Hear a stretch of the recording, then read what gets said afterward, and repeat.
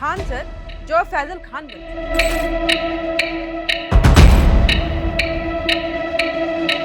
कहते हैं कि मुसीबतें कभी अकेले नहीं आती हैं और यही उनके साथ भी हो रहा है।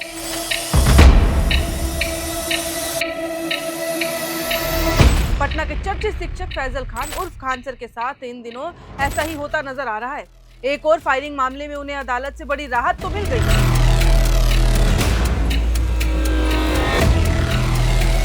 तो वहीं दूसरी ओर दिल्ली हाईकोर्ट में चल रहा डिफेमेशन का मामला उनके लिए अब एक नया चैलेंज बनकर सामने खड़ा हो गया है।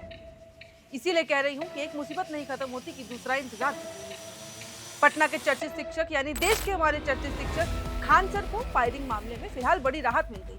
उनकी अग्रिम जमानत याचिका पर सुनवाई करते हुए अदालत ने उनकी गिरफ्तारी पर अंतरिम रोक लगा दी। मंगलवार को हुई सुनवाई के दौरान दोनों पक्षों की दलीलें सुनने के बाद जिला जज ने उन्हें अंतरिम संरक्षण प्रदान किया, यानी कि प्रोटेक्शन दिया और उनके खिलाफ किसी भी प्रकार की दंडात्मक कार्रवाई पर फिलहाल रोक लगाने के आदेश दे दिए हैं।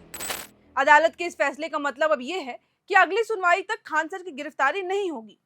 हालांकि उन्हें अभी भी पूरी तरीके से राहत नहीं मिली है, क्योंकि मामला न्यायालय में अभी भी विचाराधीन है और अंतिम फैसला आगे की सुनवाई के बाद ही होगा। हालांकि अगली सुनवाई कब होगी अभी इसकी जानकारी सामने नहीं आई है। वहीं इसके अलावा पुलिस भी अपनी जांच जारी रखे हुए है और ये मामला उस समय चर्चा में आया था जब पटना के कोचिंग संस्थान से जुड़े विवाद के दौरान फायरिंग की घटना सामने आई थी। वायरल वीडियो के आधार पर कदमकुआं थाने में प्राथमिकी दर्ज कराई गई। पुलिस जांच में कोचिंग संस्थान से जुड़े 2 सुरक्षा गार्ड यानी कि सिक्योरिटी गार्डों की भूमिका भी सामने आई थी, जिन्हें फिलहाल न्यायिक हिरासत में भेज दिया जा चुका है। और अब पूरे मामले की गंभीरता को देखते हुए अदालत ने पहले पुलिस के केस डायरी और जांच से संबंधित दस्तावेज तलब किए हैं, ताकि उसके आधार पर आगे की कार्रवाई बढ़ाई जा सकेगी। और अब अंतरिम राहत मिलने के बाद भी मामले पर अदालत की निगाहें बनी हुई हैं और अगली सुनवाई में पुलिस की जांच रिपोर्ट और जितने भी साक्ष्य होंगे या फिर जितने भी दस्तावेज होंगे उन पर विस्तार से विचार किया जाएगा और फिर उसके हिसाब से कार्रवाई आगे बढ़ाई जाएगी। हालांकि इस सब के परे अगर हटे तो इस बीच पुलिस का दावा अब ये भी है कि जब से ये पूरी कंट्रोवर्सी विवाद शुरू हुआ है तब से फैजल खान पटना में है ही नहीं। उनकी गिरफ्तारी के लिए पटना और आसपास के कई जिलों में लगातार छापेमारी की गई थी। पटना के एसएसपी कार्तिक शर्मा ने खुद भी इस बात की पूरी पुष्टि की है। खान सर ने 6 जून को पटना व्यवहार न्यायालय में अग्रिम जमानत याचिका दायर कराई थी, जिसे 8 जून को रजिस्टर्ड किया गया और फिर 9 जून को उस पिटीशन जो रजिस्टर्ड कराया गया था उसे लेकर सुनवाई हुई और इसी सुनवाई में उन्हें यह अंतरिम राहत भी दी गई है। लेकिन फायरिंग केस में राहत मिलने के बावजूद खान सर की कानूनी परेशानियां अभी यहाँ खत्म नहीं होती हैं, बल्कि इसके अलावा दूसरा एक मामला है जो उनका इंतजार कर रहा है। वो है दिल्ली हाई कोर्ट में जो उनका डिफेमेशन के खिलाफ जो केस चल रहा है।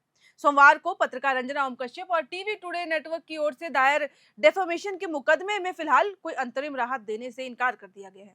अदालत ने खान सर और अन्य पक्षकारों को नोटिस जारी करते हुए जवाब दाखिल करने का निर्देश दिया है और इस मामले की अगली सुनवाई अब 17 जून को की जाएगी।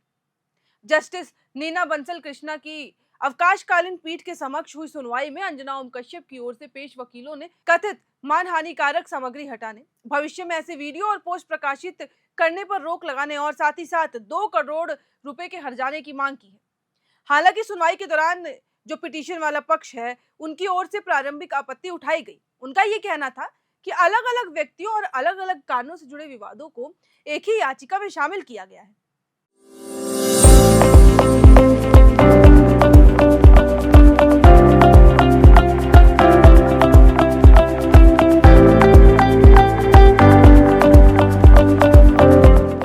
जबकि प्रत्येक मामले की अलग कानूनी प्रक्रिया होनी चाहिए, उन हर मामले की सुनवाई अलग से होनी चाहिए।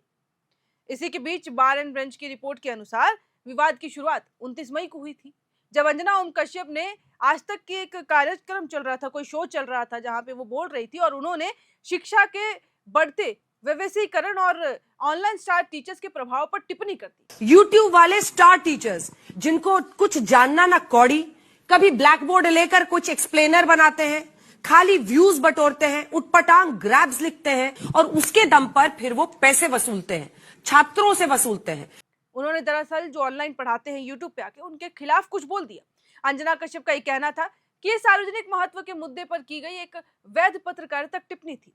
याचिका में हालांकि आरोप लगाया गया कि इसके बाद 30 मई से 4 जून के बीच खान सर समेत कई लोगों ने सोशल मीडिया पर उनके और इंडिया टुडे नेटवर्क के खिलाफ अभियान चलाना शुरू कर दिया। इस मामले में खान सर के अलावा जो टीचर्स हैं वो कौन कौन है? एक तो अभिनव शर्मा, बबीता त्यागी, अरविंद भदौरिया और कुछ सोशल मीडिया हैंडलर्स हैं जिन्होंने अंजना ओम कश्यप के खिलाफ सोशल मीडिया पे कुछ बातें कह के डाली। याचिका के अनुसार विभिन्न वीडियो और सोशल मीडिया पोस्ट में अंजना ओम कश्यप और आज तक को बिकाऊ पत्रकार, चाटुकार, दलाल और फेक न्यूज की दुकान जैसे शब्दों से एड्रेस किया गया, जिससे उनकी प्रतिष्ठा को नुकसान पहुंचाने की कोशिश की गई। और इसीलिए वो कह रही हैं कि इन्होंने मेरे को डिफेम करने की कोशिश की है। और इस सब में सबसे गंभीर आरोप तो ये भी लगाया गया है कि खान सर ने पब्लिकली यानी कि सार्वजनिक रूप से अंजना ओम कश्यप के बच्चे का स्कूल जो है उसके नाम भी उजागर कर दिया। और याचिका में ये कहा गया कि इस जानकारी का विवाद से कोई संबंध नहीं था और इससे परिवार की सुरक्षा और निजता पर खतरा उत्पन्न हो सकता है। तो ये जरूरी नहीं था जो इन्होंने किया है। और खैर अब सबकी निगाहें दोनों अदालतों पर टिकी हुई हैं कि पटना में फायरिंग मामले की अगली सुनवाई और दिल्ली हाई कोर्ट में मानहानि केस की कार्रवाई ये तय करेगी कि खान सर को मिली ये राहत कितनी लंबी साबित होती है, कि ये पूरा जो मामला है कब जाके सुलझेगा। फिलहाल उन्हें गिरफ्तारी से राहत जरूर मिल गई है, लेकिन कानूनी चुनौतियों का सिलसिला अभी भी उनके लिए जारी है, वो खत्म नहीं हुआ है। हालांकि जो अंजना ओम कश्यप ने उन पे डिफेम करने का जो केस लगाया है उसमें ये साफ है कि उनका ये कहना है, जिन लोगों के ऊपर ये केस किया गया है उन लोग का पक्ष ये है, उन लोग का ये कहना है कि अंजना ओम कश्यप ने एक टीवी शो में पब्लिकली सबके सामने ये कैसे बोला कि यूट्यूब पे जो ऑनलाइन टीचर्स आजकल पढ़ा रहे हैं उनको जानकारी नहीं होती है, बस वो यूं ही पढ़ाने आ जाते हैं। और ये पूरा मामला तभी से शुरू हुआ और उस मामले के बाद से ही अब हाई कोर्ट में इसकी सुनवाई भी होगी और नेक्स्ट जो भी सेशन होगा उसमें पता चलेगा कि आखिर आगे की कार्रवाई किस तरीके से आगे बढ़ेगी। तो फिलहाल खान सर को लेके ये दो विवाद हैं जिसकी वजह से खान सर की चुनौतियां बढ़ती जा रही हैं, लेकिन पूरे मामले में क्या कुछ होता है उस पर भी सबकी निगाहें टिकी हैं, हम भी नजरें बिठाए हुए हैं। जो भी अपडेट्स आएंगी, जानकारियां आएंगी वो हम आप तक साझा करते रहेंगे। फिलहाल इस वीडियो में इतना ही। कैमरे के पीछे मौजूद है हमारी सहयोगी खुशी और आप देख रहे थे air now. FRP pressure vessels are made using fiber-reinforced plastic, a powerful combination of high-strength glass fibers and corrosion-resistant resin. At Duraplast, we manufacture these vessels using advanced filament winding technology. Layer by layer, resin-coated glass fibers are precisely wound over a rotating mold, creating a structure that is lightweight, high-strength, and built to handle pressure. The result? Superior corrosion resistance, longer lifespan, lower maintenance costs for industries that demand performance without compromise. For customized FRP pressure vessel solutions. When performance matters, pressure is not a problem. At Duraplast, we manufacture high-strength FRP pressure vessels designed for durability, safety, and long-term performance. Built with advanced fiber reinforcement technology, our vessels offer exceptional tensile strength while remaining lightweight and corrosion resistant.